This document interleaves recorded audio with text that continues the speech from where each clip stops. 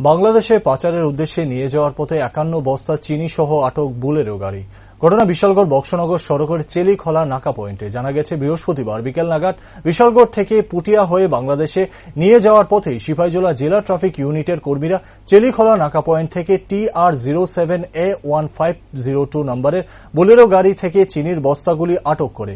পরে গাড়ি সহ চিনির বস্তাগুলি বিশালগড় থানায় নিয়ে যাওয়া হয় পুলিশের তরফে। পরবর্তীতে সাংবাদিকদের মুখোমুখি হয়ে উক্ত বিষয় নিয়ে এই কথাগুলি বলেন বিশালগড় থানার একজন পুলিশ আধিকারিক। গাড়িটা চেকিং করার পর চিনি ধরা পড়ছে 51 বস্তা। এটা কোন জায়গায়? এটা চেলিখলা নাকা পয়েন্ট। এটা কই যাইতেছিল গাড়িটা? কই যাইতে আসলো? এটা কোন দিকে থেকে?